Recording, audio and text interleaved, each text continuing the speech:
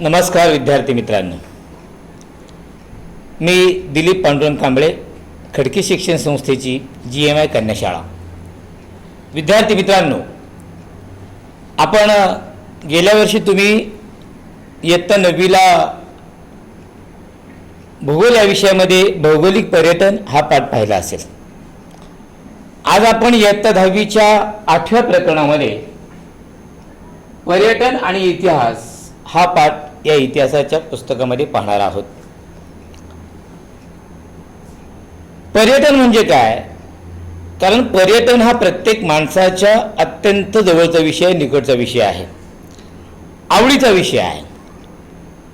कारण प्रत्येक माणसाला, प्रत्येकाला कुठे ना कुठेतरी जायला आवडतं, फिरायला आवडतं. मग ते कोणतंही निमित्त असेल, पण एका जागेवरून दुसऱ्या जागेवर, म्हणजे एका ठिकाणाहून दुसऱ्या ठिकाणी जायला प्रत्येक व्यक्तीला, प्रत्येक मानवाला आवडतं. इयत्ता 10वीच्या या 8व्या प्रकरणामध्ये पर्यटन आणि इतिहास यामध्ये आपण या काही घटकांचा अभ्यास करणार आहोत. त्यामध्ये 8.1 मध्ये पहिला जो घटक आहे पर्यटनाची परंपरा, त्यात पर्यटन म्हणजे काय हे आपण शिकणार आहोत. दुसरा जो घटक असणार आहे 8.2 पर्यटनाचे प्रकार. मग कोणकोणते पर्यटनाचे प्रकार आहेत? त्यात मग स्थानिक व आंतरराज्यीय पर्यटन, आंतरराष्ट्रीय पर्यटन, ऐतिहासिक पर्यटन, भौगोलिक पर्यटन, आरोग्य पर्यटन, कृषी पर्यटन, क्रीडा पर्यटन आणि नैमित्तिक पर्यटन. हे जे पर्यटनाचे प्रकार आहेत त्याचा आपण या ठिकाणी अभ्यास करणार आहोत.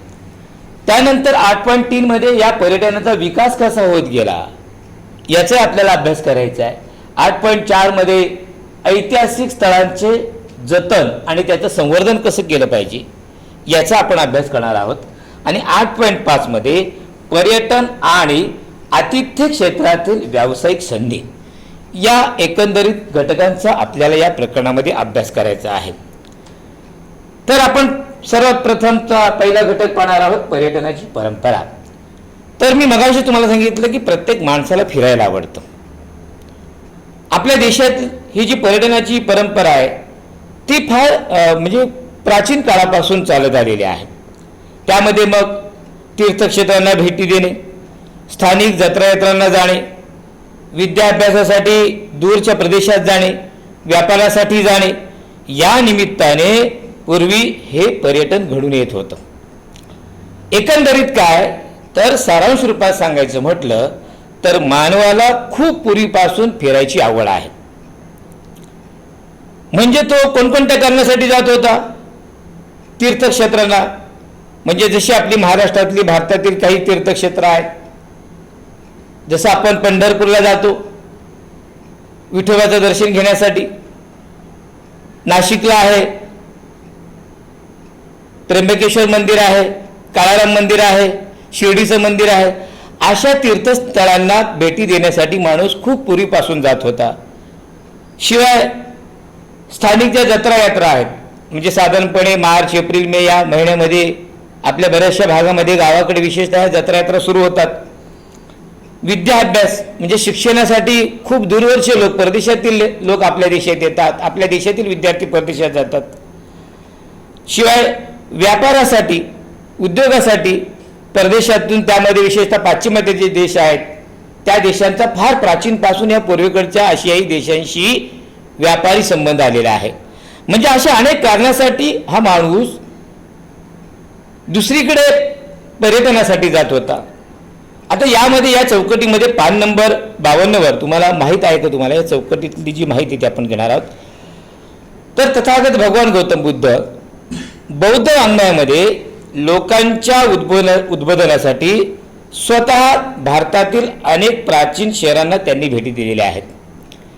तथागत भगवान गौतम बुद्धांना जेव्हा ज्ञान प्राप्ती झाली तेव्हा ते ज्ञान, त्या ज्ञानाचा प्रचार अर्थात बौद्ध धर्माचा प्रचार आणि प्रसार करण्यासाठी गौतम बुद्ध भारत देशातील अनेक ठिकाणी जाऊन आलेले आहेत. त्यांनी भ्रमंती केलेली आहे आणि त्यांच्याबरोबर त्यांचे जे अनुयायी आहेत बौद्ध भिक्खू आणि भिक्खुणी, हे सुद्धा धम्माच्या प्रचार आणि प्रसारासाठी जात होते, भ्रमण करत होते. शिवाय त्या काळामध्ये जैन मुनी असतील, साधू असतील, हे सुद्धा धर्माच्या प्रचारासाठी आणि प्रसारासाठी भ्रमण करत होते. भारत देशातील बौद्ध धर्म, कारण त्यावेळेस हा जो बौद्ध धर्म आहे त्या बौद्ध धर्माची खूप भरभराट झालेली होती आणि भारतातील बौद्ध धर्म नेमका आहे कसा हे जाणून घेण्यासाठी, भारतातील संस्कृती जाणून घेण्यासाठी एक चीनी प्रवासी की ज्याचं नाव आहे युआन श्वांग, हा युआन श्वांग इसवी सन 630 मध्ये चीनमधून आपल्या भारतामध्ये आला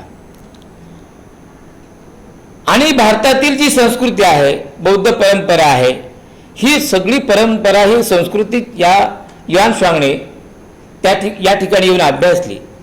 या युआन श्वांग बरोबर अजूनही काही आपल्या भारतातील साधू संत होऊन गेले, ज्याच्यामध्ये संत एकनाथ आहेत, संत नामदेव आहेत, गुरु नानक देव आहेत आणि रामदास स्वामी यांनी या मध्ययुगामध्ये भारत भ्रमण केलेला आहे. आता या पर्यटनाचा हेतू काय आहे, पर्यटन म्हणजे काय ते आपण या ठिकाणी पाहणार आहोत. पर्यटन म्हणजे काय, तर पर्यटन याचा अर्थ दूरवरच्या स्थळांना विशिष्ट हेतूने भेट देण्यासाठी प्रवास करणे म्हणजे पर्यटन. दूरवरच्या स्थळांना विशिष्ट हेतूने, मग कोणतंही कारण असेल, मग मगाशी मी सांगितलं तीर्थस्थळ असेल, नैमित्तिक पर्यटन असेल, उद्योगासाठी असेल, शिवाय शिक्षणासाठी असेल, म्हणजेच काय तर दूरवरच्या स्थळांना विशिष्ट हेतूने भेट देण्यासाठी प्रवास करणे म्हणजेच त्याला आपल्याला म्हणता येईल पर्यटन. आता युआन श्वांगचं मी मगाशी उदाहरण सांगितलं, तर युआन श्वांग हा कोणत्या तरी उद्देशासाठी आपल्या भारतामध्ये आलेला आहे. 19व्या शतकाच्या उत्तरार्धामध्ये थॉमस कुकने 600 लोकांची लिस्टर ते लाबरो अशी रेल्वे सहल आयोजित केली. हा जो थॉमस कुक आहे याने 19व्या शतकाच्या उत्तरार्धाला एक सहल आयोजित केली, रेल्वे सहल. कुठे, लिस्टर ते लाबरो, आणि ही युरोपची भव्य अशी वर्तुळाकार सहल. ते पर्यटक तिकिटे विकण्याची एजन्सी त्याने व्यवसाय सुरू केला थॉमस कुकने, आणि यातूनच या आधुनिक पर्यटन युगाला सुरुवात झाली. आता माहित आहे का तुम्हाला, पान नंबर 52 वर आपल्याला काही जागतिक प्रवासी पाहायचे आहेत. त्याच्यामध्ये बेंजामिन टुडेला, जगातील पहिला युरोपीय शोधक म्हणजे बेंजामिन टुडेला. कदाचित रिकाम्या जागेसाठी हा प्रश्न येऊ शकतो की जगातील पहिला युरोपीय शोधक प्रवासी कोणता, तर त्याचं नाव आपल्याला सांगता आलं पाहिजे, बेंजामिन टुडेला. त्याचा जन्म हा स्पेनमध्ये झालेला, म्हणजे स्पेन देशातील हा बेंजामिन टुडेला. 1959 ते 1973 दरम्यान त्याने कोणकोणत्या देशामध्ये प्रवास केला, तर फ्रान्स, इटली, ग्रीस, सिरिया, अरबस्तान, इजिप्त, इराक, पर्शिया म्हणजे आत्ताचा इराण देश आणि भारत व चीन या देशांना बेंजामिन टुडेला यांनी प्रसिद्धी म्हणजे यांनी भेट दिली. त्याने आपल्या प्रवासादरम्यानचे जे अनुभव आलेले आहेत, कारण तो ज्या ज्या देशामध्ये गेला त्या त्या देशामध्ये जाऊन त्यांनी त्या देशाची भौगोलिक परिस्थिती, तिथला सांस्कृतिक इतिहास, तिथले राजे, त्या राजांनी केलेले युद्ध, ह्या सगळ्यांचा त्याने अभ्यास केलेला आहे आणि ती सगळी माहिती त्यांनी त्याच्या प्रवासाच्या याच्यामध्ये लिहून ठेवलेली आहे. भारत आणि चीन या देशाला सुद्धा त्यांनी भेटी दिल्या आणि त्याची जी दैनंदिनी आहे, डायरी आहे, त्या दैनंदिनीमध्ये त्यांनी ही सगळी प्रवासाची माहिती लिहिली. ही दैनंदिनी इतिहासाचा महत्त्वाचा असा दस्तऐवज आहे. यानंतरचा दुसरा जो प्रवासी आहे तो म्हणजे मार्को पोलो. 13व्या शतकातील मार्को पोलो या इटालियन प्रवाशांनी आशियाई खंड आणि विशेषतः चीनची ओळख युरोपला करून दिली. मार्को पोलो हा जो प्रवासी आहे त्याने 13व्या शतकाला खऱ्या अर्थाने आशियाई खंडाची ओळख करून दिली आणि त्यातल्या त्यात आशिया खंडामधील जो चीन देश आहे त्या चीन देशाची ओळख त्याने युरोप खंडाला करून दिली. तो चीनमध्ये तब्बल 17 वर्षे राहिला. आशियातील निसर्ग, समाज जीवन, सांस्कृतिक जीवन आणि व्यापार याची ओळख त्यांनी जगाला करून दिली आणि यातून पुढे मग युरोप आणि आशिया यांच्यात संवाद आणि व्यापार सुरू झाला. त्यानंतरचा जो पुढचा प्रवासी आहे की ज्याचं नाव आपण मागच्या प्रकरणामध्ये ऐकलेलं असेल, इब्न बतूता. इस्लामी जगताची प्रदीर्घ सफर होऊन आणणारा 14व्या शतकातील प्रवासी म्हणजेच इब्न बतूता. तो 30 वर्ष जग फिरत होता. इब्न बतूता 30 वर्ष जग फिरत होता आणि त्याच्या प्रवासाचं एक वैशिष्ट्य होतं मुलांनो, की एकाच रस्त्याने 2 वेळा प्रवास करायचा नाही. एकाच रस्त्याने 2 वेळा प्रवास करायचा नाही असं त्याचं धोरण होतं. मध्ययुगाचा इतिहास आणि समाज जीवन समजण्यासाठी या इब्न बतूताचे लेखन खूप उपयोगी पडते. त्यानंतरचा जो पुढचा प्रवासी आहे त्याचं नाव आहे गेरहार्ड मर्केटर. गेरहार्ड मर्केटर हा 16व्या शतकातील जगाचा नकाशा आणि पृथ्वीचा गोल बनवणारा नकाशा आरेखक म्हणून प्रसिद्ध आहे. अत्यंत महत्त्वाची माहिती आहे. परीक्षेला प्रश्न येऊ शकतो की जगात सर्वप्रथम जगाचा नकाशा, तो पृथ्वीचा गोल बनवणारा नकाशा आरेखक म्हणून प्रसिद्ध असलेला हा गेरहार्ड मर्केटर हा जगाचा नकाशा आणि पृथ्वीचा गोल बनवणारा नकाशा आरेखक म्हणून प्रसिद्ध आहे आणि त्याच्यामुळे युरोपातील शोध मोहिमांना गती मिळाली. म्हणजे पहा, विचार करा की त्याने त्या काळामध्ये 16व्या शतकामध्ये त्याने जगाचा नकाशा तयार केला. पृथ्वी गोल आहे, जगाचा नकाशा त्यांनी तयार केला. आता तरी आपल्याला आधुनिक साधनं आहेत. आपण कुठे जायचं म्हणलं तरी एक मॅप टाकला तरी आपण त्या ठिकाणी जाऊ शकतो. परंतु त्या काळामध्ये कसल्या प्रकारची सुविधा नव्हती आणि तेव्हा 16व्या शतकामध्ये याने जगाचा नकाशा बनवला. तर पुढचं एक आपण आहे, माहीत आहे का तुम्हाला, हे आपण पाहूया. 7व्या पाठामध्ये पण आपण याचा बऱ्यापैकी अभ्यास केलेला आहे मुलांनो. तीर्थयात्रेसाठी देशाच्या एका टोकापासून दुसऱ्या टोकापर्यंत प्रवास करण्याची परंपरा आपल्या भारतामध्ये फार पूर्वीपासून प्रचलित आहे. महाराष्ट्रातून उत्तरेकडे अयोध्येपर्यंत आणि तेथून पुन्हा महाराष्ट्रापर्यंत प्रवासाचे वर्णन विष्णू भट्ट गोडसे यांनी लिहून ठेवलेले आहे. आणि त्यांचं पुस्तक आहे माझा प्रवास. यामध्ये विष्णू भट्ट गोडसे यांनी त्यांच्या प्रवास वर्णनाचे पुस्तकाचं नाव आहे आणि त्यात त्यांनी संपूर्ण प्रवासाची माहिती लिहून ठेवलेली आहे. या पुस्तकाचे वैशिष्ट्य म्हणजे विष्णू भटांनी हा प्रवास 1857चा जो स्वातंत्र्य संग्राम झाला, की तुम्ही त्याचा अभ्यास केलेला आहे, या 1857च्या स्वातंत्र्य संग्रामाच्या काळात केलेला आहे आणि या स्वातंत्र्य संग्रामासंबंधीच्या अनेक गोष्टींचे ते प्रत्यक्ष साक्षीदार होते. त्यामुळे या स्वातंत्र्य संग्रामाचे आणि विशेषतः राणी लक्ष्मीबाई यांच्या जीवनाविषयीचे अनेक तपशील आपल्याला या माझा प्रवास याच्यामध्ये समजतात. एवढेच नव्हे तर 18व्या शतकातील मराठी भाषेचे स्वरूपही आपल्याला समजते. हे पुस्तक तत्कालीन इतिहासाचे एक महत्त्वाचे साधन आहे असे समजले जाते. विद्यार्थी मित्रांनो, आता आपण पाहूया 8.2 पर्यटनाचे प्रकार. मग आता पर्यटन म्हणजे काय हे आपण पाहिलं. मग पर्यटनाचे प्रकार कोणते आहेत ते आपण आता या घटकामध्ये पाहणार आहोत. तर पर्यटनाचे अनेक प्रकार आहेत की जे मी मगाशी नामोल्लेख केलेले एकूण 8 प्रकार आपण पाहणार आहोत. तर आधुनिक काळामध्ये पर्यटन हा एक स्वतंत्र असा स्थानिक, आंतरराज्यीय, राष्ट्रीय आणि आंतरराष्ट्रीय व्यवसाय झालेला आहे. देशातील आणि परदेशातील पुरावस्तू, इतिहास प्रसिद्ध व निसर्गरम्य स्थळे, प्राचीन कला निर्मितीची केंद्रे, तीर्थक्षेत्रे, त्याचप्रमाणे औद्योगिक आणि इतर प्रकल्प इत्यादींना भेटी देणे ही पर्यटनामागील एक मुख्य प्रेरणा असते. म्हणजे आपण पर्यटनाला जेव्हा जातो तेव्हा त्याच्या पाठीमागे काहीतरी प्रेरणा असते, त्याच्या पाठीमागे काहीतरी कारण असतं, हेतू असतो. निसर्ग निर्मित आणि मानव निर्मित गोष्टीमधील रम्यता आणि भव्यता यांचा प्रत्यक्ष अनुभव घेण्याची इच्छा जगभरच्या पर्यटकांना असते आणि त्यामुळे हिमशिखरे, समुद्रकिनारे, घनदाट जंगले असे उपेक्षित प्रदेश पर्यटनामध्ये आलेले आहेत. म्हणजे जे निसर्ग निर्मित आहेत, त्यानंतर मानव निर्मित. आता मानव निर्मित म्हणजे काही पुतळे असतील, गड किल्ले असतील जे मानवाने तयार केलेले आहे, असे जे मानव निर्मित आणि मूळतः निसर्ग निर्मित अशा ज्या गोष्टी आहेत, ज्या गोष्टीमध्ये रम्यता आहे, भव्यता आहे, हे पर्यटकांना पाहायला आवडतं. त्यामुळे हिमशिखरे, समुद्रकिनारे, घनदाट जंगले असे उपेक्षित प्रदेश पर्यटनामध्ये आलेले आहेत की ज्या ठिकाणी या पर्यटकांना जायला खूप आवडतं. त्याच्यावर दृकश्राव्य प्रसार माध्यमातून कार्यक्रम तयार झाले.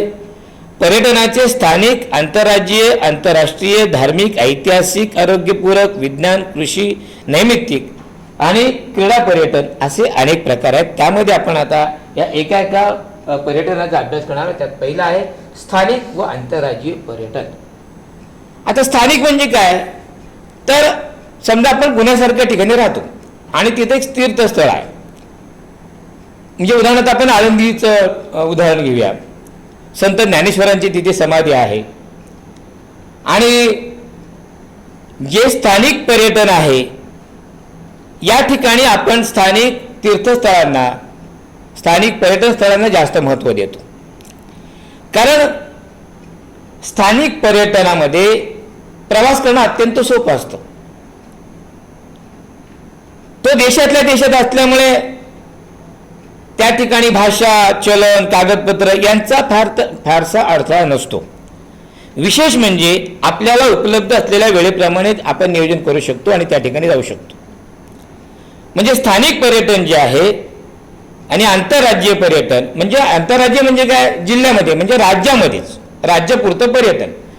त्यामुळे बाहेर जाण्याचा प्रश्नच येत नाही. आणि म्हणून भाषा, चलन किंवा कागदपत्र यांचा या स्थानिक आणि आंतरराज्यीय पर्यटनाला अडथळा येत नसतो. म्हणून हे पर्यटन अत्यंत साधा आणि सोपं आहे की जे आपण कधीही नियोजनानुसार जाऊ शकतो. आता पुढचं जे पर्यटन आपण पाहणार आहोत ते म्हणजे आंतरराष्ट्रीय पर्यटन. आता हे आंतरराष्ट्रीय पर्यटन म्हणजे ह्याच्या अगदी उलट. जेव्हा आपल्याला दुसऱ्या देशामध्ये जायचं असेल तेव्हा तुम्हाला साहजिकच माहीत असेल की आपल्याला विजा काढावा लागेल, पासपोर्ट काढावा लागेल, त्यासाठी सगळं व्हेरिफिकेशन आपल्याला करावं लागतं. म्हणजे या ठिकाणी सगळ्या कागदपत्रांची पूर्तता झाल्याशिवाय आपल्याला आंतरराष्ट्रीय पर्यटन करता येत नाही. कारण जहाज, रेल्वे, विमान याच्या आधारे आपल्याला आंतरराष्ट्रीय पर्यटन करता येतं.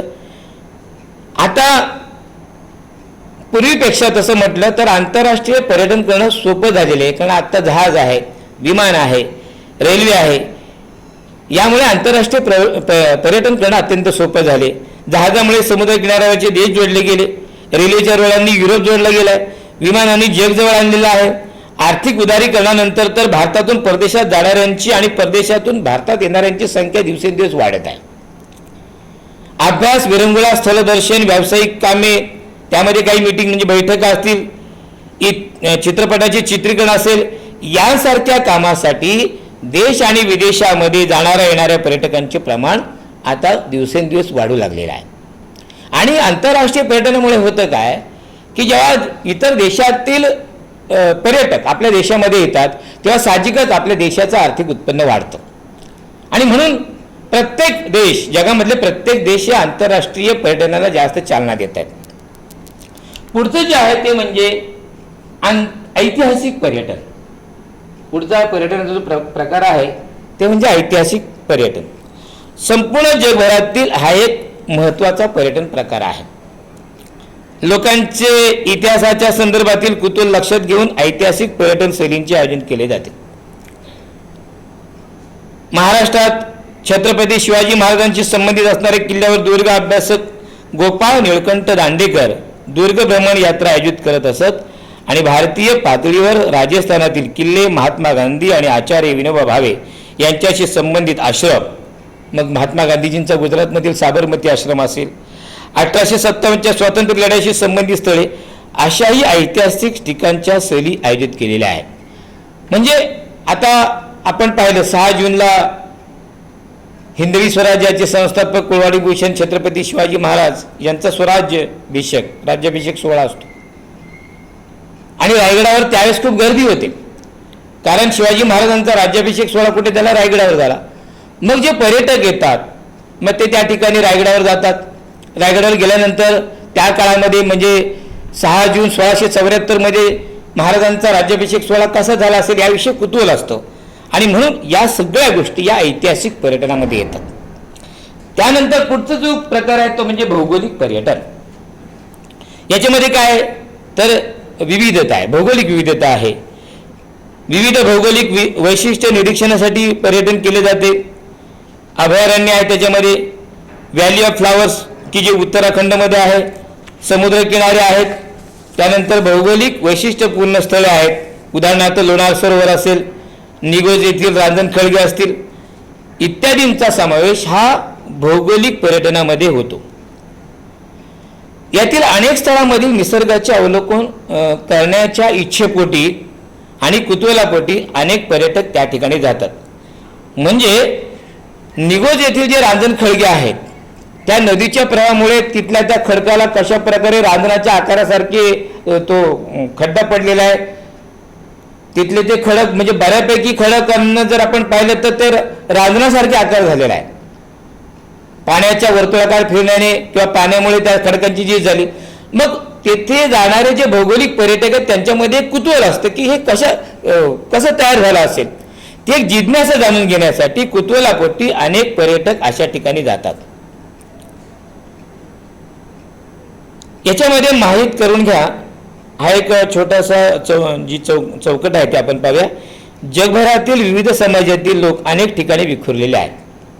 त्याच्यामध्ये प्रचलित असलेल्या पुराणकथा, त्या पुराणकथांशी जोडली गेलेली भौगोलिक स्थळे आणि यामुळे त्यांच्यातील एकात्मतेची भावना टिकून राहते. मग त्या स्थळांना भेट देण्यास महत्त्व येते. त्यातूनच मग धार्मिक पर्यटनाची सुरुवात होते. उदाहरण जर द्यायचं म्हटलं तर 4 धाम, 12 ज्योतिर्लिंगे यामधील बहुसंख्य ठिकाणी लोकांची सोय व्हावी म्हणून पुण्यश्लोक अहिल्यादेवी होळकर यांनी आपल्या व्यक्तिगत गंगाजळीतून त्या ठिकाणी पाणपोई असेल, निवासस्थान असेल, म्हणजे लोकांची राहण्याची सोय, त्यांच्या खाण्यापिण्याची सोय, पाण्याची सोय, हे सगळ्या सोयी अहिल्यादेवी होळकर यांनी त्यांच्या गंगाजळीतून अशी लोकोपयोगी अनेक कामे केलेली आहेत. हे आपल्याला माहिती पाहिजे. तर विद्यार्थी मित्रांनो, आपण आता पुढचा प्रकार पाहूया. आपण स्थानिक आणि आंतरराज्य पर्यटन पाहिलं, आंतरराष्ट्रीय पर्यटन, ऐतिहासिक आणि भौगोलिक पर्यटन पाहिलं. आता आपण आरोग्य पर्यटन म्हणजे काय हे आपण पाहूया. तर आरोग्य पर्यटन,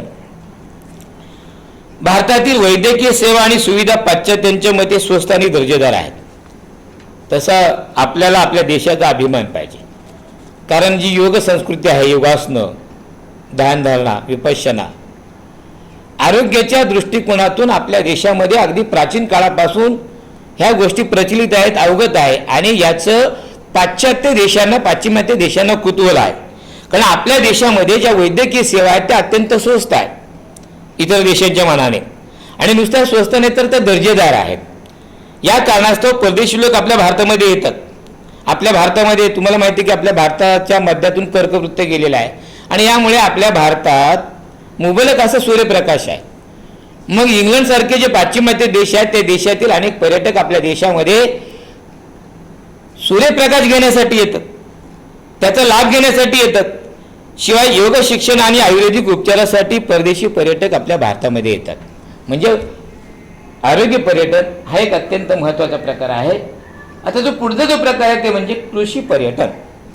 काय आहे कृषी पर्यटन? कृषी म्हणजे अर्थ तुम्हाला माहिती आहे शेती, आणि आपला भारत देश हा कृषीप्रधान देश आहे, शेतीप्रधान देश आहे. शहरी संस्कृतीत वाढलेल्या आणि कृषी जीवनाची माहिती नसलेल्यांसाठी कृषी पर्यटन हा प्रकार अलीकडच्या काळामध्ये झपाट्याने पुढे आलेला आहे. अलीकडे भारतीय शेतकरी दूरवरच्या कृषी संशोधन केंद्र, कृषी विद्यापीठे, इस्रायल सारख्या शेतीच्या क्षेत्रात अभिनव प्रयोगाद्वारे नवीन तंत्रज्ञान विकसित करणारे देश यासारख्या ठिकाणांना शेतीच्या आधुनिक तंत्रज्ञानाची माहिती करून घेण्यासाठी भेट देऊ लागलेले आहेत. आपल्या भारतातील जे प्रगतशील शेतकरी आहेत, आधुनिक शेतकरी आहेत, आपण पाहतो की जगाच्या पाठीवर इस्रायल असा एक देश आहे की अत्यंत म्हणजे जमिनीच्या बाबतीत, भूखंडाच्या बाबतीमध्ये इस्रायल सारखा छोटा देश आहे, परंतु इस्रायल सारखा देश शेती तंत्रज्ञानामध्ये इतका पुढे गेलेला आहे की तो देश इतर देशांना अन्नधान्य निर्यात करतो. आणि मग इस्रायलमध्ये शेतीचं तंत्रज्ञान कसं आहे हे अवगत करून घेण्यासाठी, जाणून घेण्यासाठी आपल्या भारतातील शेतकरी इस्रायल सारख्या देशांना भेटी देतात. शिवाय आपल्या देशामध्ये अनेक कृषी संशोधन केंद्र आहेत. आपल्या देशामध्ये ठिकठिकाणी कृषी प्रदर्शन होत असतं. आपल्या देशामध्ये कृषी विद्यापीठे आहेत. अशा ठिकाणी सुद्धा देशातील प्रगतशील शेतकरी भेटी देतो, त्याला आपण म्हणायचं कृषी पर्यटन. पुढचे जे पर्यटन आहे ते म्हणजे क्रीडा पर्यटन. क्रीडा पर्यटन हा 20व्या शतकात उदयाला आलेला प्रकार. आता क्रीडा म्हटल्यानंतर अर्थात स्पोर्ट्स, खेळ, आणि खेळ म्हटल्यानंतर आपण टीव्हीवर जास्तीत जास्त जर सामने पाहत असाल ते अर्थातच क्रिकेटचे सामने, फुटबॉल असेल, टेबल टेनिस असेल, हॉकी असेल, असे अनेक सामने आपण टीव्हीवर पाहतो. शिवाय आपण हेही पाहतो की हे सामने पाहण्यासाठी समजा भारतामध्ये जर का IPL सारखी स्पर्धा असेल किंवा क्रिकेटच्या आंतरराष्ट्रीय मॅचेस असतील तर परदेशातील पर्यटक, क्रीडा पर्यटक आपल्या देशामध्ये क्रिकेटचे सामने पाहण्यासाठी येतात. परदेशामध्ये जर का काही खेळाचे सामने असतील तर आपल्या देशातील काही क्रीडा पर्यटक परदेशामध्ये जातात. 20व्या शतकातील उदयाला आलेला अत्यंत आवडीचा प्रकार म्हणजे क्रीडा पर्यटन. जागतिक पातळीवर ऑलिम्पिक असेल, विम्बल्डन असेल आणि ऑलिम्पिक बुद्धिबळ स्पर्धा, आंतरराष्ट्रीय क्रिकेटच्या स्पर्धा, तर भारतीय पातळीवर हिमालयन कार रॅली आणि महाराष्ट्र पातळीवर महाराष्ट्र केसरी कुस्ती स्पर्धा यासारखे प्रकार आहेत. हे सामने पाहायला जाणे म्हणजेच काय, क्रीडा पर्यटन. मग हे सामने ज्या ज्या देशामध्ये असतील त्या देशामध्ये हे जे क्रिकेट प्रेमी असतात, खेळाडू असतात, खेळाडू प्रेमी आहेत, ते आवर्जून त्या देशामध्ये जातात. त्याला आपण म्हणूया क्रीडा पर्यटन. आणि सर्वात शेवटी पर्यटनाच्या प्रकारमध्ये आहे ते म्हणजे नैमित्तिक पर्यटन. म्हणजे काय, तर विशिष्ट निमित्ताने, काही निमित्ताने आपण त्या देशामध्ये जातो, एखाद्या ठिकाणी जातो, त्याला म्हणायचं नैमित्तिक पर्यटन. नैमित्तिक पर्यटन, माणूस पर्यटनासाठी नुसतं निमित्त शोधत असतो. 21व्या शतकात अशा अनेक संधी उपलब्ध झालेल्या आहेत. उदाहरणार्थ जगभरातील विविध देशांमधील फिल्म फेस्टिवल, संमेलने, आंतरराष्ट्रीय पुस्तक प्रदर्शने, अशा कारणासाठी लोक ठिकठिकाणी जातात. शिवाय अखिल भारतीय मराठी साहित्य संमेलन हे तुम्ही ऐकलं असेल, अनेक म्हणजे भारतामध्ये पण होतं, भारताच्या बाहेरही अखिल भारतीय मराठी साहित्य संमेलन होतं. आणि या निमित्ताने बरेचसे लोक या पर्यटनासाठी त्या ठिकाणी जात असतात. त्याला आपण म्हणूया नैमित्तिक पर्यटन. महाराष्ट्रातील साहित्य रसिक दरवर्षी अशा अखिल भारतीय मराठी साहित्य संमेलनासाठी जात असतात. आता याच्यामध्ये पुढचा जो महत्त्वाचा जो घटक आहे, मुख्य घटक आहे, ते म्हणजे पर्यटनाचा विकास. आतापर्यंत आपण पाहिलं असेल की पर्यटन किती महत्त्वाचं आहे, पर्यटन आणि इतिहास हे किती महत्त्वाचं आहे. आणि या पर्यटनाचा विकास करण्यासाठी आपल्या देश पातळीवर कोणते प्रयत्न केले जातात, आपण काय केलं पाहिजे, हे आपल्याला आता जाणून घ्यायचे. देशी आणि परदेशी पर्यटकांचे उद्बोधन हा सगळ्यात महत्त्वाचा मुद्दा आहे. कारण हे पर्यटन होत असताना देशी आणि परदेशी जे पर्यटक आहेत त्यांच्यासाठी उद्बोधन झालं पाहिजे, हा महत्त्वाचा मुद्दा आपण लक्षात घेतला पाहिजे. तर पर्यटकांची वाहतूक आणि सुरक्षितता, प्रवासातील सुखसोयी, उत्तम दर्जाच्या निवासस्थानाची उपलब्धता, याच्यामध्ये की जे पर्यटक येतात त्यासाठी आपण काय केलं पाहिजे, म्हणजे पर्यटनाचा जर विकास करायचा असेल तर हे घटक महत्त्वाचे आहेत विद्यार्थ्यांनो. पर्यटनाची वाहतूक आणि सुरक्षितता, प्रवासातील सुखसोयी आणि उत्तम दर्जाच्या निवासस्थानाची सोय आपण केली पाहिजे, म्हणजे हॉटेल्स. आपण एखाद्या ठिकाणी पर्यटनासाठी जातो, उदाहरणार्थ आपण आग्र्याला गेलो ताजमहाल पाहण्यासाठी. मग त्या ठिकाणची पर्यटकांची जी केलेली वाहतूक व्यवस्था आहे, त्यानंतर त्यांची सुरक्षितता पण महत्त्वाची आहे. त्यानंतर त्या प्रवासामध्ये त्यांना दिल्या जाणाऱ्या सुखसोयी आणि त्यांना उत्तम दर्जाच्या निवासस्थानाची सोय म्हणजे हॉटेलची सोय झाली पाहिजे. प्रवासात स्वच्छतागृहांच्या सोयी, या गोष्टींना पर्यटनामध्ये प्राधान्य देणे आवश्यक आहे. आणि यामध्ये दिव्यांग पर्यटकांच्या गरजांकडे विशेष लक्ष पुरवणे आवश्यक आहे. म्हणजे जे शारीरिकदृष्ट्या अपंग आहे, ज्याला आपण दिव्यांग म्हणतो, त्यांच्यासाठी सुद्धा लक्ष देणं अत्यंत महत्त्वाचं आहे. ऐतिहासिक वारशाच्या जतनासाठी आपणास काही काळजी घेणे आवश्यक असते. कारण आपण ज्या ठिकाणी पर्यटनासाठी जातो तो साहजिकच आपला काय ऐतिहासिक वारसा आहे आणि तो ऐतिहासिक वारसा जतन ठेवणे ही आपली कर्तव्य आहे. आणि या ऐतिहासिक वारशाचे जतन आपण केलं पाहिजे, त्याची काळजी घेतली पाहिजे. ऐतिहासिक वारशाचं विद्रुपीकरण होता कामा नये. म्हणजे बरेचसे पर्यटक आपण पाहतो, गडावर जातो, किल्ल्यावर जातो, एखाद्या तीर्थक्षेत्राच्या ठिकाणी जातो आणि बरेचसे पर्यटक त्या ठिकाणी खडूने किंवा कुठल्या एखाद्या साधनाने त्याचं विद्रुपीकरण करतात, स्वतःचं नाव टाकण्याचा प्रयत्न करतात. तर हे विद्रुपीकरण होऊ नये यासाठी आपण काळजी घेतली पाहिजे. भिंतीवर मजकूर लिहिणे, झाडावर कोरणे, जुन्या वस्तू भडक रंगात मध्ये रंगवणे, परिसर स्थळी सुविधांचा अभाव असणे, ज्या योगे अस्वच्छता वाढते यासारख्या गोष्टी टाळायला हव्यात. त्या ठिकाणी आपण कचरा करता कामा नये. आणि जर या गोष्टी कोण करत आहे असं आपल्या लक्षात आलं की या ऐतिहासिक स्थळाचं कोणीतरी विद्रुपीकरण करतंय, तर त्यावेळेस आपण त्यांना सुद्धा तिथे रोखलं पाहिजे, हे आपलं कर्तव्य आहे. आता पर्यटकांसाठी आपणास कोणकोणत्या सुविधा उपलब्ध करून द्यायला हव्यात सांगा पाहू. याच्यामध्ये आहे छोटासा चौकोन. तर जे पर्यटक आहेत त्याच्यासाठी आपल्याला कोणकोणत्या सुविधा उपलब्ध करून दिल्या पाहिजे, तर साहजिकच आपल्याला सांगता येईल की त्यांची प्रवासाची व्यवस्थित सोय झाली पाहिजे. सुरक्षिततेच्या दृष्टिकोनातून त्यांची आपण व्यवस्था केली पाहिजे. निवासस्थानाच्या दृष्टिकोनातून त्यांच्या खाण्यापिण्याच्या बाबतीमध्ये म्हणजे भोजनाच्या बाबतीमध्ये या सगळ्या गोष्टी आपण त्यांना उपलब्ध करून दिल्या पाहिजेत. दुसरं जे आहे पर्यटकांशी स्थानिक या नात्याने तुम्ही त्यांच्याशी कसे वागाल. तर आपण तिथले स्थानिक आहोत आणि आपल्या ठिकाणी ते पर्यटक आलेले आहेत, मग आपण त्यांच्याशी कसं वागलं पाहिजे. तर आपण अर्थात त्यांची भाषा समजून घेतलं पाहिजे, त्यांना सगळ्या बाबतीमध्ये सहकार्य केलं पाहिजे, त्यांना आपण त्या प्रेक्षणीय स्थळाची माहिती दिली पाहिजे आणि त्यांना त्रास होणार नाही असं आपण सहकार्य त्यांच्याशी केलं पाहिजे. जागतिक स्तरावरील महत्त्वाच्या भाषांमध्ये माहिती पुस्तिका, मार्गदर्शिका, नकाशे, इतिहासविषयक पुस्तके उपलब्ध करून देणे गरजेचे आहे. पर्यटकांना गाडीतून फिरायला नेणाऱ्या वाहन चालकांना दुभाषेचे ज्ञान पाहिजे. दुभाषी म्हणजे काय, तर त्याला दोन्ही भाषा आल्या पाहिजेत. तो पर्यटक समजा इंग्रजीमधून बोलतोय, तो हिंदीमधून बोलतोय, तर त्याला तीही भाषा आली पाहिजे. शिवाय त्यांना मार्गदर्शक म्हणून म्हणजे आपण बऱ्याचशा ठिकाणी जेव्हा जातो एखाद्या गडावर तर तिथे गाईड असतो, तो काय करतो तर त्या किल्ल्याची त्या गडाची आपल्याला माहिती देतो. म्हणून मार्गदर्शक म्हणून सुद्धा आपण काम केलं पाहिजे. या गोष्टी आपल्याला त्या ठिकाणी करता येतात, त्यांना माहिती पुस्तकं देता येते. आता जो पुढचा जो घटक आहे तो आहे ऐतिहासिक स्थळांचे जतन आणि संवर्धन. आता पुढची पिढी, देशाचं पुढील भवितव्य म्हणजे सर्व विद्यार्थी, पुढची पिढी आपल्याला म्हणजे पुढच्या पिढीमध्ये हा जर वारसा जिवंत ठेवायचा असेल तर आपल्या ऐतिहासिक स्थळांचं जतन झालं पाहिजे आणि त्याचं संवर्धन झालं पाहिजे. ऐतिहासिक स्थळांचे जतन आणि संवर्धन करणं हे एक मोठे आपल्यासाठी आव्हान आहे. आपल्या देशाला प्राचीन, मध्ययुगीन आणि अर्वाचीन अशा ऐतिहासिक स्थळांचा वारसा लाभलेला आहे. अर्वाचीन म्हणजे काय, आधुनिक. प्राचीन, मध्ययुगीन आणि अर्वाचीन अशा ऐतिहासिक स्थळांचा आपल्या देशाला वारसा लाभलेला आहे. आणि आपण पाठीमागच्या प्रकरणामध्ये पाहिलेलं आहे की आंतरराष्ट्रीय स्तरावर जी संघटना आहे ज्याला आपण युनेस्को असं म्हणतो, की त्या युनेस्कोने काही त्यांच्या वारसा यादीमध्ये काही प्रेक्षणीय स्थळं, ऐतिहासिक, सांस्कृतिक अशी काही स्थळं त्यांचा समावेश केलेला आहे आणि आपल्या देशासाठी आपल्यासाठी अभिमानाची बाब आहे. त्याचबरोबर नैसर्गिक समृद्धीचा वारसाही आपल्याला लाभलेला आहे आणि या वारशाचे नैसर्गिक आणि मानवनिर्मित म्हणजे सांस्कृतिक अशा दोन प्रकारचा वारसा असतो. संपूर्ण जगात गौरवलेली काही महत्त्वाची स्थळं आपल्या भारतामध्ये आहेत.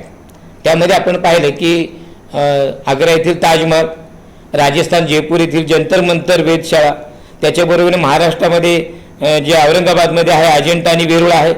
त्यानंतर मुंबईला एलिफंटा लेणी, घारापुरी या ठिकाणी एलिफंटा लेणी आहेत.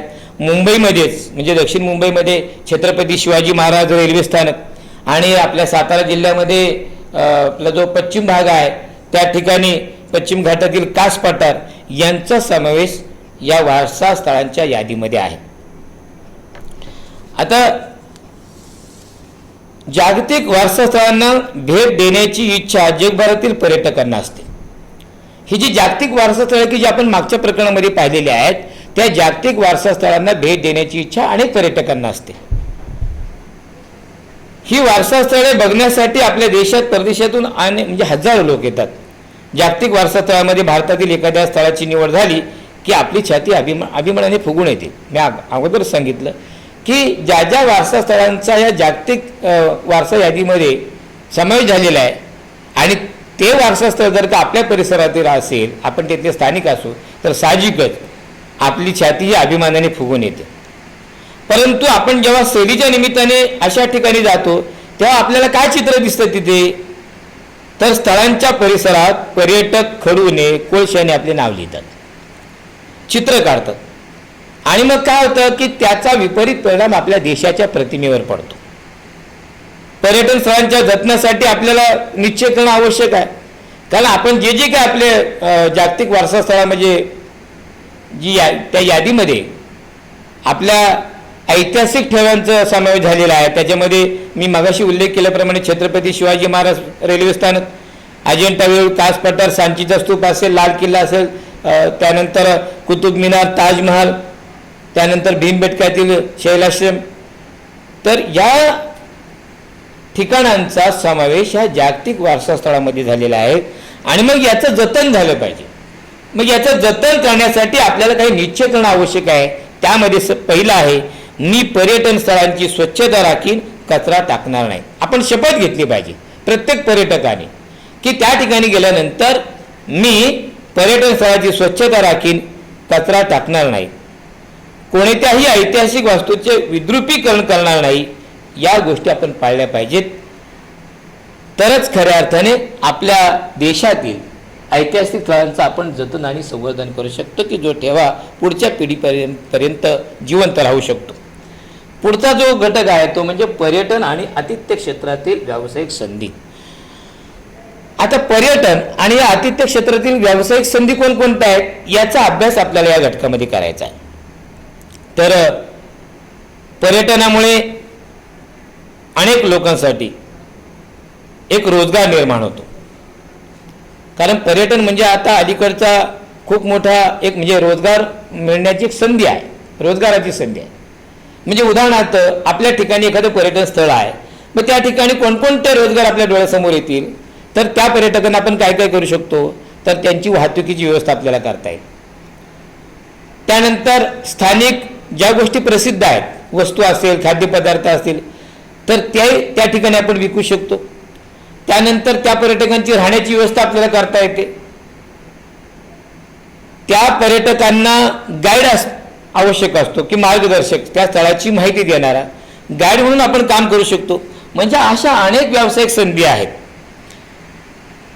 जर आपण त्याकडे व्यावसायिक पद्धतीने लक्ष दिले तर हा एक कायमस्वरूपी व्यवसाय आहे आणि यामध्ये नाविन्यपूर्ण प्रयोग करण्यास प्रचंड संधी आहे. तर या पर्यटकांसाठी ज्या ज्या गोष्टी आपल्याला करतं का नाही, पर्यटकांसाठी म्हणजे पर्यटक म्हणजे उत्पन्नाचं साधन निर्माण झालेलं आहे. पर्यटनामुळे अनेक लोकांसाठी रोजगाराच्या संधी निर्माण होतात. परदेशी पर्यटकांनी विमानतळावर पाऊल ठेवल्यापासून ते भेट देणाऱ्या देशाला उत्पन्न मिळवून देण्यास सुरुवात करतो. पहा, तो जेव्हा एखादा परदेशी पर्यटक आपल्या देशामध्ये येतो आणि जेव्हा तो व्हिसा घेतो, तिथूनच खऱ्या अर्थाने आपल्या देशाला उत्पन्न मिळण्याचा मार्ग चालू होतो. म्हणजे व्हिसा घेतल्यानंतर तो आपल्या देशाचं म्हणजे विमानाने येणार, तिकीट काढणार, इथं आल्यानंतर तो अनेक वस्तू घेणार, इथं आल्यानंतर तो अनेक प्रेक्षणीय स्थळांना भेटी देणार, त्या ठिकाणी तो तिकीट काढणार. या माध्यमातून आपल्या देशाला एक महसूल निर्माण म्हणजे वाढवण्याचं काम या पर्यटनाच्या माध्यमातून होत असतं. त्याने भरलेल्या व्हिसा फीमुळे आपल्या देशाला महसूल तर मिळतो, त्याशिवाय प्रवास खर्च, हॉटेलमध्ये राहणे, खाणे, दुभाषाची मदत घेणे, वर्तमानपत्र, संदर्भ साहित्य विकत घेणे, आठवण म्हणून स्थानिक वस्तू तो विकत घेतो. एवढ्या गोष्टी पर्यटक मायदेशी जाईपर्यंत करतो. पर्यटन केंद्रांच्या परिसरामध्ये बाजारपेठांचा विस्तार होतो, तेथील हस्तोद्योग, कुटीर उद्योग यांचा विकास होतो आणि त्या वस्तूंच्या खरेदी विक्रीमध्ये वाढ होते. उदाहरणार्थ जर सांगायचं म्हटलं तर स्थानिक खाद्यपदार्थ, तेथील हस्तकौशल्याच्या वस्तू, या गोष्टी पर्यटक आवडीने खरेदी करतो आणि त्यामुळे काय होतं की स्थानिकांच्या रोजगारामध्ये वाढ होते. यामध्ये वारसा मुसाफिरीत म्हणजे हेरिटेज वॉक म्हणजे काय हे आपण थोडक्यात या ठिकाणी पाहणार आहोत.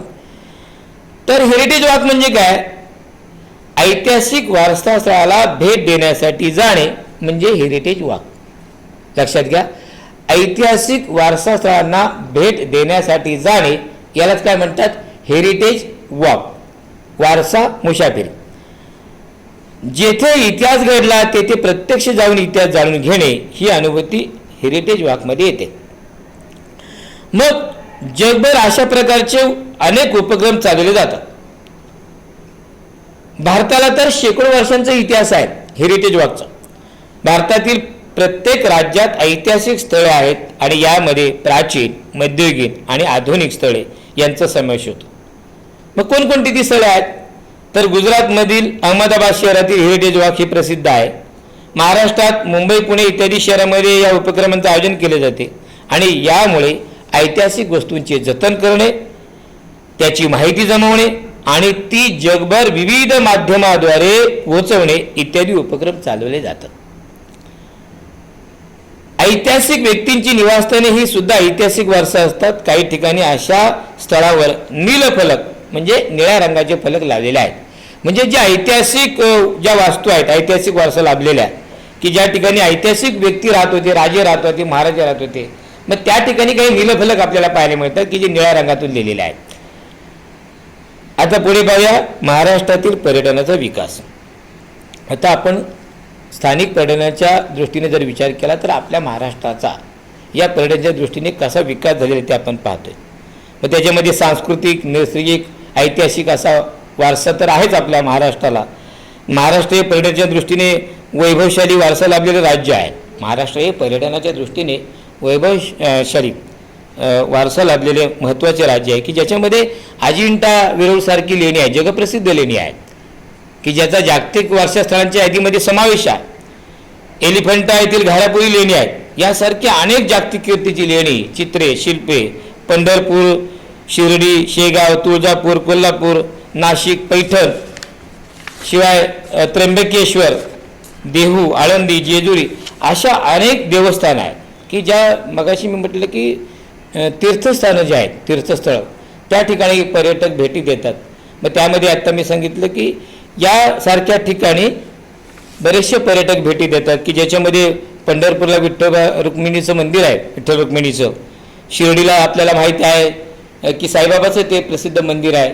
शिवाय शिर्डीच्या जवळ त्र्यंबकेश्वर या ठिकाणी एक मंदिर आहे, शेगावला आहे. त्यानंतर तुळजापूर, कोल्हापूरला आपण पाहतो की कोल्हापूरचं देवीचं मंदिर प्रसिद्ध आहे. नाशिकला त्र्यंबकेश्वर आहे. त्यानंतर पैठण, देहू, आळंदी, जेजुरी अशी अनेक देवस्थानं आपल्याला सांगता येतील. हाजी मलंग येथील प्रसिद्ध जो दर्गा आहे, नांदेड येथील गुरुद्वारा आहे, मुंबईचं जे ख्रिश्चनांचं प्रार्थनास्थळ माउंट चेरी आहे, महाबळेश्वर येथील थंड हवेचं ठिकाण एक पाचगणी, शिवाय पुणे आणि लोणावळा याच्या दरम्यान जे असलेलं खंडाळी लोणावळा, शिवाय माथेरान आहे, चिखलदरा आहे, ही सगळी थंड हवेची ठिकाणं आहेत. शिवाय आपल्या महाराष्ट्रामध्ये जी काही महत्त्वाची धरणं आहेत त्यामध्ये मग कोयना नगर की जे सातारा जिल्ह्यामध्ये कोयना नदीवर बांधलेलं आहे. शिवाय जायकवाडी आहे, औरंगाबादमध्ये गोदावरी नदीवर बांधलेलं आहे. भाटघरचं जे धरण आहे की जे पुणे जिल्ह्यामध्ये आहे, येळवंडी नदीवर बांधलेलं आहे. चांदोली जे धरण आहे की जे सांगली जिल्ह्यामध्ये वारणा नदीवर बांधलेलं आहे. ते पानशेत मध्ये जे धरण आहे पुणे जिल्ह्यातलं की जे आंबी नदीवर आहे. भंडारदारा की जे अहमदनगरमध्ये आहे, प्रवरा नदीवर बांधलेलं आहे. आणि खडकवासल्यातलं मोठ्या नदीवर असलेलं जे पुणे जिल्ह्यामध्ये प्रसिद्ध धरण आहे. अशी अनेक धरणं आहेत. शिवाय काही अभयारण्य आहेत, अभयारण्ये. मग त्यामध्ये कोल्हापूरचं दाजीपूर, सांगलीचं सागरेश्वर, चंद्रपूरचं ताडोबा व्याघ्र प्रकल्प आहे. अशी अनेक अभयारण्ये आपल्या महाराष्ट्रामध्ये आहेत. पर्यटन स्थळ महत्त्वाची आहेत आणि याचा समावेश म्हणजे आपल्याला अभिमान आहे की आपल्या महाराष्ट्रामध्ये ही अनेक प्रकारची पर्यटन स्थळं आहेत. इसवी सन 1975 मध्ये म्हणजे या पर्यटन स्थळाचा विकास होण्यासाठी 1975 मध्ये महाराष्ट्र पर्यटन विकास महामंडळ म्हणजे MTDC, Maharashtra tourism development corporation, MTDC, Maharashtra पर्यटन विकास महामंडळाची स्थापना झाली 1975 मध्ये आणि त्यामुळे पर्यटन विकासाला अधिक चालना मिळालेली आहे. या महामंडळातर्फे राज्यात एकूण 47 ठिकाणी पर्यटकांची व्यवस्था करण्यात आलेली आहे. त्यात सुमारे 4000हून अधिक पर्यटकांची निवासाची सोय होते. तसेच अनेक खाजगी व्यावसायिक या व्यवसायाला उतरलेले आहेत. आता MTDC म्हणजे गव्हर्नमेंटचं असल्यामुळे त्या ठिकाणी काय असतं, त्या ठिकाणी दर जे आहेत ते अत्यंत स्वस्त असतात आणि म्हणून MTDCची जे हॉटेल्स आहेत ते हॉटेल्स आधीच बुक झालेले असतात. कारण महाराष्ट्र पर्यटक विकास महामंडळ, महाराष्ट्र पर्यटन विकास महामंडळाने अर्थात MTDCने 1975 मध्ये स्थापना करण्यात आलेली आहे आणि त्यामुळे पर्यटकांच्या अत्यंत कमी दरामध्ये त्या ठिकाणी सोय होते. भारतातील पहिले आगळे वेगळे पुस्तकांचे गाव आपण या प्रकरणामध्ये पाहणार आहोत विद्यार्थ्यांना की तुम्ही टीव्हीवर सुद्धा पाहिलं असेल. आपल्या भारतातील म्हणजे आणि विशेषतः महाराष्ट्रातील आगळे वेगळे पुस्तकाचं गाव कोणतं आहे तर महाबळेश्वर येथून जवळच असलेलं हे भिलार गाव आहे. अत्यंत निसर्गरम्य ठिकाणी भिलार गाव आहे. जर तुम्ही कधी महाबळेश्वरला गेला तर जवळच भिलार म्हणून हे गाव आहे आणि अत्यंत निसर्गरम्य आणि स्ट्रॉबेरीचा वारसा गोडवा असलेलं हे गाव. या पुस्तकाच्या गावामध्ये अनेक घरामध्ये पर्यटकांसाठी पुस्तके आहेत. प्रत्येक घरात पर्यटकांसाठी पुस्तके असून वाचन चळवळ वाढावी. त्यानंतर मराठी भाषेतील नवे जुने लेखक, संत साहित्य, कथा, कादंबरी, कविता, ललित, चरित्रे, आत्मचरित्रे, स्त्री साहित्य, बाल साहित्य, क्रीडा साहित्य यांच्या फुललेल्या बहारदार विश्वात तुम्ही वाचन आनंद घ्यावा यासाठी महाराष्ट्र शासनाने हा प्रकल्प राबवलेला आहे की जे पुस्तकाचं गाव सांगितलं महाबळेश्वर या ठिकाणी भिलार गावामध्ये आहे. आपण पर्यटनासाठी जर महाबळेश्वरला गेला तर नक्कीच या पुस्तकाच्या गावाला भेट द्या. तिथं लिहिलेलंच आहे, मी तुमची वाट पाहत आहोत. भिलार हे प्रसिद्ध असलेलं पुस्तकासाठी गाव. अजून एक चौकट आहे, माहीत आहे का तुम्हाला? महाबळेश्वर, पाचगणी थंड हवेची ठिकाणे आपल्याला माहीत आहेत आणि या ठिकाणी हजारो पर्यटक दरवर्षी भेटी देतात. तिथे मार्गदर्शक पर्यटकांना काही महत्त्वाच्या ठिकाणाची माहिती सांगतात, ती ठिकाणे त्यांना दाखवतात. काही विशिष्ट ठिकाणी फोटोग्राफर फोटो काढून देतात. घोडेवाले घोड्यावरून तुम्हाला फेरफटका मारून आणतात, घोडागाडीत फिरवतात. ही सर्व कामे तेथील स्थानिक लोक करतात. त्या कामातून त्यांना चांगला रोजगार मिळतो. म्हणजेच काय तर पर्यटन हे आता उपजीविकेचे साधन झालेलं आहे. दर्जेदार शिक्षण संस्थांना भेट देणे, एखाद्या स्थळाची स्थानिक संस्कृती, इतिहास, परंपरा आणि ऐतिहासिक स्मारकांना भेटी देणे, तेथील लोकांनी मिळवलेले विविध क्षेत्रातील यश अभ्यासणे, तसेच तेथील नृत्य, संगीत, महोत्सव यामध्ये भाग घेणे इत्यादी उद्देशांनी केलेले जे पर्यटन आहे याला आपण म्हणूया सांस्कृतिक पर्यटन. आता सगळ्यात शेवटी या ठिकाणी सांगापाऊमध्ये आपल्याला काही गोष्टी सांगता येतील या ठिकाणी. तर ते आहेत, पर्यटनामुळे तुमच्या परिसरात कोणकोणते व्यवसाय निर्माण झालेले आहेत. तर साहजिकच आपण त्या ठिकाणी मार्गदर्शक म्हणून काम करू शकतो, म्हणजे गाईड. वाहतूक म्हणून आपण त्या ठिकाणी लोकांची दळणवळणाची व्यवस्था करू शकतो. त्यांच्या राहण्यासाठी हॉटेल निर्मिती करता येते, जे निवास शिवाय तिथे वस्तू विक्री करू शकतो. पर्यटनामुळे परिसरातील लोकांच्या राहणीमानात कोणता बदल झालेला आहे तर आपल्या स्थानिक ठिकाणी जेव्हा पर्यटक दूरहून येतात, मग ते आपल्या देशातून येतील, परदेशातून येतील, त्यावेळेस जेव्हा ते पर्यटक आपल्या ठिकाणी येतात तेव्हा आपल्यामध्ये कोणता बदल झाला असेल राहणीमानामध्ये, तर साहजिकच आपल्याला त्या पर्यटनाच्या माध्यमातून रोजगार मिळतो. आणि जेव्हा माणसाला रोजगार मिळतो म्हणजे उत्पन्नाचं साधन त्याचं तयार होतं, त्यावेळेस साहजिकच त्याचं राहणीमान बदलतं. त्याच्याकडे पैसा येतो, त्याच्याकडे त्या ज्या राहणीमानामध्ये त्याचे कपडे बदलतात, म्हणजे चांगले कपडे तो परिधान करू शकतो.